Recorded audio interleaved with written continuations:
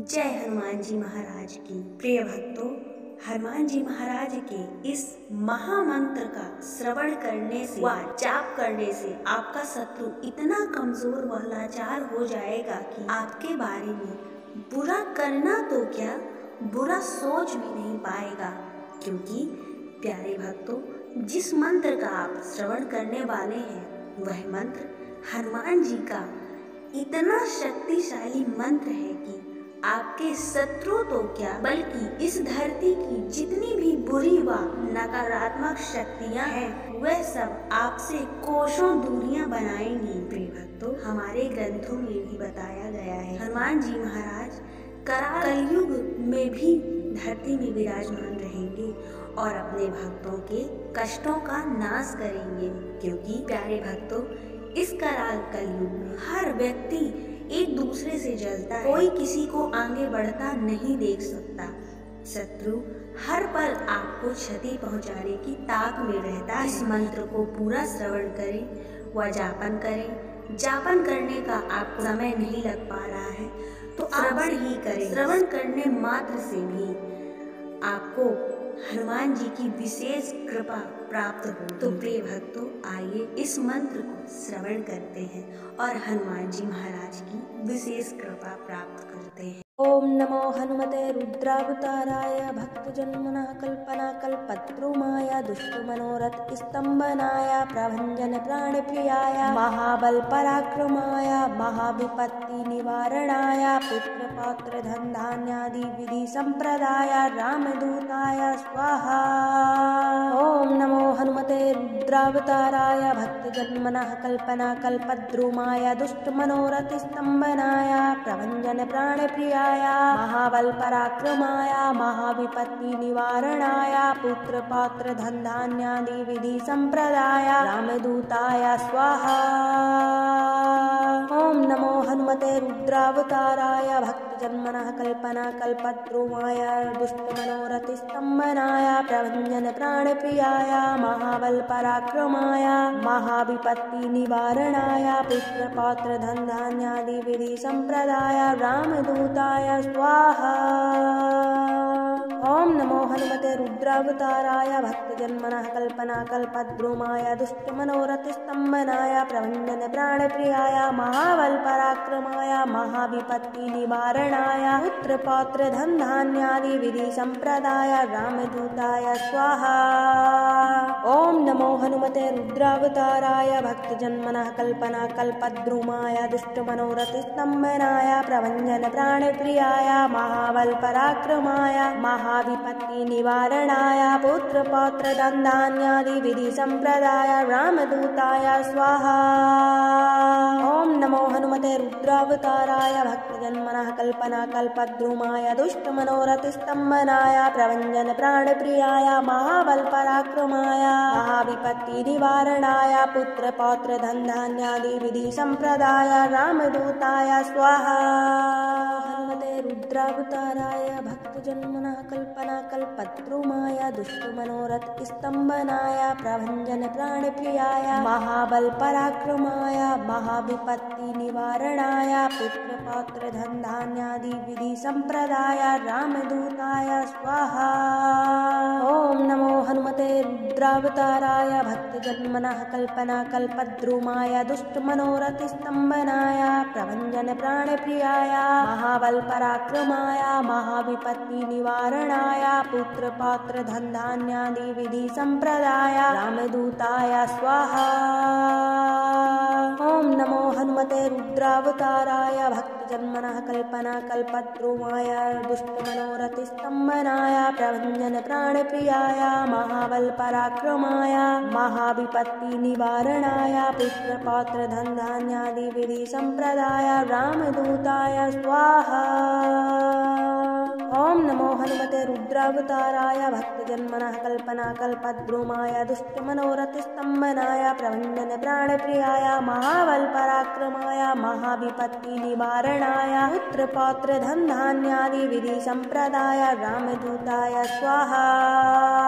ओम नमो हनुमते रुद्रावताराय भक्तजन्मनः कल्पनाकल्पद्रुमाय दुष्टमनोरथस्तम्भनाय प्रभञ्जन प्राणप्रियाय महाबलपराक्रमाय महाविपत्तिनिवारणाय पुत्रपौत्रधनधान्यादि विधि संप्रदाय रामदूताय स्वाहा। ओम नमो हनुमते रुद्रावताराय भक्तजन्मनः कल्पनाकल्पद्रुमाय दुष्टमनोरथस्तम्भनाय प्रभञ्जन प्राणप्रियाय महाबलपराक्रमाय महाविपत्तिनिवारणाय पुत्रपौत्रधनधान्यादि विधि संप्रदाय रामदूताय स्वाहा। हनुमते रुद्रावताराय भक्तजन्मनः कल्पनाकल्पद्रुमाय दुष्टमनोरथस्तम्भनाय प्रभञ्जन प्राणप्रियाय महाबलपराक्रमाय महाविपत्तिनिवारणाय पुत्रपौत्रधनधान्यादि विधि संप्रदाय रामदूताय स्वाहा। ओम नमो हनुमते रुद्रावताराय भक्तजन्मनः कल्पनाकल्पद्रुमाय दुष्टमनोरथस्तम्भनाय प्रभञ्जन प्राणप्रियाय महाबलपराक्रमाय महाविपत्तिनिवारणाय पुत्रपौत्रधनधान्यादि विधि संप्रदाय रामदूताय स्वाहा।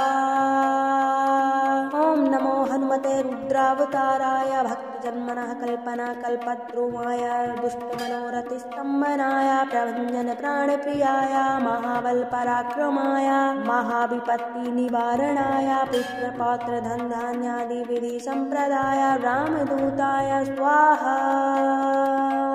ओम नमो हनुमते रुद्रावताराय भक्तजन्मनः कल्पनाकल्पद्रुमाय दुष्टमनोरथस्तम्भनाय प्रभञ्जन प्राणप्रियाय महाबलपराक्रमाय महाविपत्तिनिवारणाय पुत्रपौत्रधनधान्यादि विधि संप्रदाय रामदूताय स्वाहा। ओम नमो हनुमते रुद्रावताराय भक्तजन्मनः कल्पनाकल्पद्रुमाय दुष्टमनोरथस्तम्भनाय प्रभञ्जन प्राणप्रियाय महाबलपराक्रमाय महाविपत्तिनिवारणाय पुत्रपौत्रधनधान्यादि विधि संप्रदाय रामदूताय स्वाहा।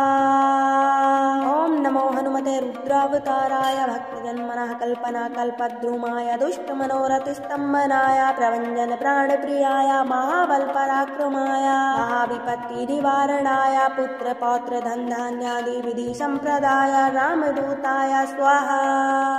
हनुमते रुद्रावताराय भक्तजन्मनः कल्पनाकल्पद्रुमाय दुष्टमनोरथस्तम्भनाय प्रभञ्जन प्राणप्रियाय महाबलपराक्रमाय महाविपत्तिनिवारणाय पुत्रपौत्रधनधान्यादि विधि संप्रदाय रामदूताय स्वाहा। ओम नमो हनुमते रुद्रावताराय भक्तजन्मनः कल्पनाकल्पद्रुमाय दुष्टमनोरथस्तम्भनाय प्रभञ्जन प्राणप्रियाय महाबलपराक्रमाय महाविपत्तिनिवारणाय पुत्रपौत्रधनधान्यादि विधि संप्रदाय रामदूताय स्वाहा। ओम नमो हनुमते रुद्रावताराय भक्तजन्मनः कल्पनाकल्पद्रुमाय दुष्टमनोरथस्तम्भनाय प्रभञ्जन प्राणप्रियाय महाबलपराक्रमाय महाविपत्तिनिवारणाय पुत्रपौत्रधनधान्यादि विधि संप्रदाय रामदूताय स्वाहा। ओम नमो हनुमते रुद्रावताराय भक्तजन्मनः कल्पनाकल्पद्रुमाय दुष्टमनोरथस्तम्भनाय प्रभञ्जन प्राणप्रियाय महाबलपराक्रमाय महाविपत्तिनिवारणाय पुत्रपौत्रधनधान्यादि विधि संप्रदाय रामदूताय स्वाहा। ओम नमो हनुमते रुद्रावताराय भक्तजन्मनः कल्पनाकल्पद्रुमाय दुष्टमनोरथस्तम्भनाय प्रभञ्जन प्राणप्रियाय महाबलपराक्रमाय महाविपत्तिनिवारणाय पुत्रपौत्रधनधान्यादि विधि संप्रदाय रामदूताय स्वाहा। ओम नमो हनुमते रुद्रावताराय भक्तजन्मनः कल्पनाकल्पद्रुमाय दुष्टमनोरथस्तम्भनाय प्रभञ्जन प्राणप्रियाय महाबलपराक्रमाय महाविपत्ति निवारणाय पुत्र पौत्र धन धान्यादि विधि संप्रदाय रामदूताय स्वाहा। हनुमते रुद्रावताराय भक्तजन्मनः कल्पना कल्पद्रुमाय दुष्टमनोरथ स्तंभनाय प्रभंजन प्राणप्रियाय महाबल पराक्रमाय महाविपत्ति निवारणाय पुत्र पौत्र धन धान्यादि विधि संप्रदाय रामदूताय स्वाहा। ओम नमो हनुमते रुद्रावताराय भक्तजन्मनः कल्पना कल्पद्रुमाय दुष्टमनोरथ स्तंभनाय प्रभंजन प्राणप्रियाय महाबल पराक्रमाय महाविपत्ति निवारणाय पुत्र पौत्र धन धान्यादि विधि संप्रदाय रामदूताय स्वाहा। ओम नमो हनुमते रुद्रावताराय भक्तजन्मनः कल्पना कल्पद्रुमाय दुष्टमनोरथ स्तंभनाय प्रभंजन प्राणप्रियाय महाबल पराक्रमाय महाविपत्ति निवारणाय पुत्र पौत्र धन धान्यादि विधि संप्रदाय रामदूताय स्वाहा। ओम नमो हनुमते रुद्रावताराय भक्तजन्मनः कल्पना कल्पद्रुमाय दुष्टमनोरथ स्तंभनाय प्रभंजन प्राणप्रियाय महाबल पराक्रमाय महाविपत्ति निवारणाय पुत्र पौत्र धन धान्यादि विधि संप्रदाय रामदूताय स्वाहा। ओम नमो हनुमते रुद्रावताराय भक्तजन्मनः कल्पना कल्पद्रुमाय दुष्टमनोरथ स्तंभनाय प्रभंजन प्राणप्रियाय महाबल पराक्रमाय महाविपत्ति निवारणाय पुत्र पौत्र धन धान्यादि विधि संप्रदाय रामदूताय स्वाहा। ओम नमो हनुमते रुद्रावताराय भक्तजन्मनः कल्पना कल्पद्रुमाय दुष्टमनोरथ स्तंभनाय प्रभंजन प्राणप्रियाय महाबल पराक्रमाय महाविपत्ति निवारणाय पुत्र पौत्र धन धान्यादि विधि संप्रदाय रामदूताय स्वाहा। हनुमते रुद्रावताराय भक्तजन्मनः कल्पना कल्पद्रुमाय दुष्टमनोरथ स्तंभनाय प्रभंजन प्राणप्रियाय महाबल पराक्रमाय महाविपत्ति निवारणाय पुत्र पौत्र धन धान्यादि विधि संप्रदाय रामदूताय स्वाहा।